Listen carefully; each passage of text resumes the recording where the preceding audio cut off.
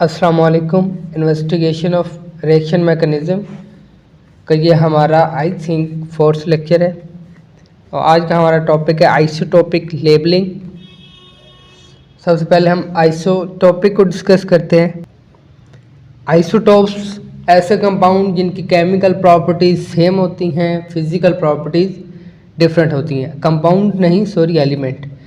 तो in other words कि जिनका एटॉमिक नंबर सेम होता है और एटॉमिक मैस जो है वो डिफरेंट होता है।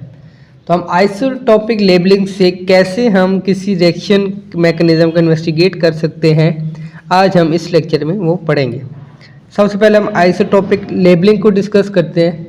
आइसोटोपिक लेबलिंग एक ऐसा फिनोमेना है जिसमें हम रिएक्टेंट के किसी एक एटम को, अगर फॉर सपोज हमारे पास CH4 ये रिएक्टेंट है, तो इसमें क्या क्या मौजूद है? कार्बन और हाइड्रोजन। अब कार्बन 12 भी होता है, कार्बन 13 भी होता है, इसी तरह हाइड्रोजन जो है वो प्रोटियम भी होता है, ड्यूट्रियम भी होता है, ट्रिटियम भी होता है। तो इस तरह इसके दोनों के आइसोटोप्स मौजूद हैं। तो हम क्या कर सकते हैं, या हाइड्रोजन का एक एटम को हम रिप्लेस कर दें या कार्बन को हम कार्बन 12 से रिप्लेस कर दें। तो इस चीज़ को हम कहते हैं आइसोटोपिक लेबलिंग। फिर जब रिएक्शन कंप्लीट हो जाता है तो फिर हम आइसोटोप्स की, या जिस रिएक्टेंट में आइसोटोप मौजूद होता है उसकी हम पोजीशन को मेजर करके रिएक्शन मैकेनिज्म का अंदाज़ा लगा सकते हैं कि किस मैकेनिज्म के थ्रू ये रिएक्शन हुआ है। एक एग्जांपल से हम समझते हैं कि कैसे आइसोटोपिक लेबलिंग हमें रिएक्शन मैकेनिज्म का पता देती है। अब ये एक मैंने रिएक्शन लिखा है एस्टेरिफिकेशन। ये एक एसिड है और एक अल्कोहल है और इससे क्या बन रहा है? एस्टर। और इस फॉर्मेशन के दौरान वाटर मॉलिक्यूल जो है वो लीव होता है। अब ये रिएक्शन अब दो तरह से पॉसिबल है। एक तो ये कि ये वाला बॉन्ड ब्रेक हो और दूसरा कि ये वाला बॉन्ड ब्रेक हो। क्या मतलब कि या तो ये हो सकता है कि जो हमारा जो एसिड है ये हाइड्रोक्सिल ग्रुप दे और जो अल्कोहल है वो सिर्फ हाइड्रोजन एटम दे और इस तरह वाटर रिमूव हो।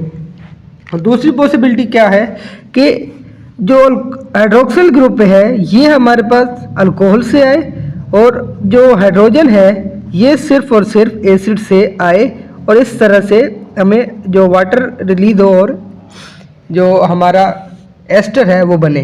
तो हमें ये कैसे पता चलेगा कि हाइड्रोजन एसिड ने दिया है या हाइड्रोक्सिल एसिड ने दिया है? इसी तरह अल्कोहल ने हाइड्रोक्सिल दिया है या हाइड्रोजन दिया है? तो यहाँ पे मैंने क्या किया है कि जो एक अल्कोहल का जो हाइड्रोक्सिल था उसकी जो ऑक्सीजन थी वो पहले ऑक्सीजन 16 थी, अब मैंने उसको उसके आइसोटोप यानी कि ऑक्सीजन 18 के साथ रिप्लेस कर दिया है।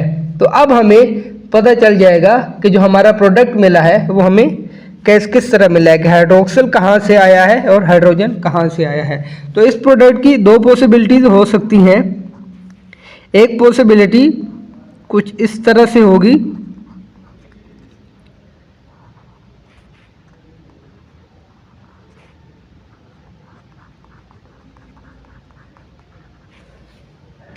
और दूसरी पॉसिबिलिटी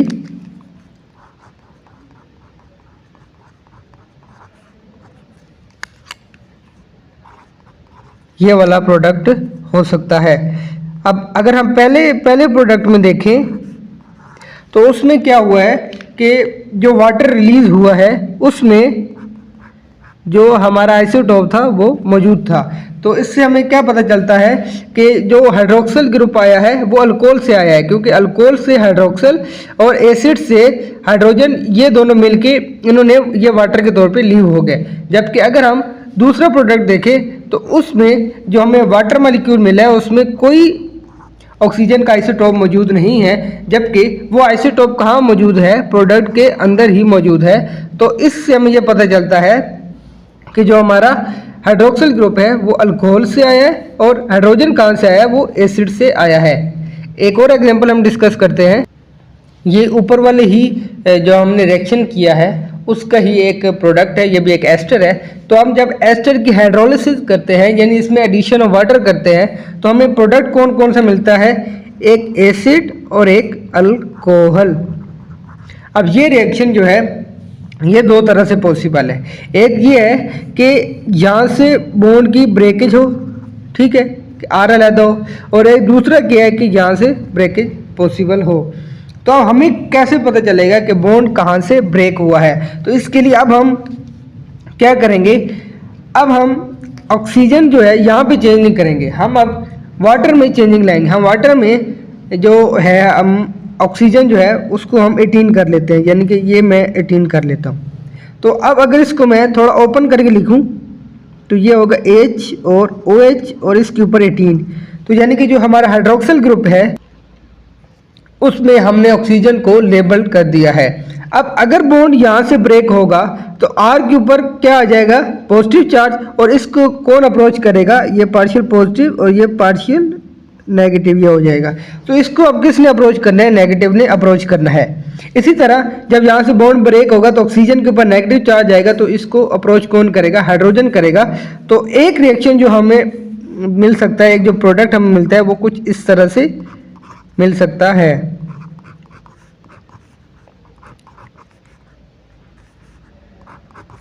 ठीक है, ये 18, अब ये 18 कौन सा है, ये वो जो हमने आइसोटोपिक लेबलिंग की हुई है। और दूसरी पॉसिबिलिटी क्या है कि जो हमारा बॉन्ड है वो डायरेक्ट यहाँ से ब्रेक करे। तो इसमें क्या होगा कि इस कार्बन के ऊपर पॉजिटिव चार्ज आ जाएगा, इसको अप्रोच कौन करेगा, हाइड्रोजन। तो ये हम इस तरह लिख लेते हैं, सॉरी पॉजिटिव चार्ज आएगा और इसको अप्रोच करेगा हाइड्रोक्सिल, ये ऑक्सीजन 18 वाला इसको अप्रोच करेगा, और ये वाला जो हिस्सा है ये R और नेगेटिव के तौर पे लीव करेगा और इसको अप्रोच करेगा हाइड्रोजन, और ये हमारा अल्कोहल आ जाएगा। तो इस तरह हमें पता चल जाता है आइसोटोपिक लेबलिंग से कि कौन सा प्रोडक्ट बन रहा है और कौन सा बॉन्ड ब्रेकेज हो रही है, कौन सा मॉलिक्यूल किस तरह से कंट्रीब्यूट कर रहा है। तो आज के लिए इतना ही, मिलते हैं नेक्स्ट लेक्चर में इंशाल्लाह। अल्लाह हाफिज़।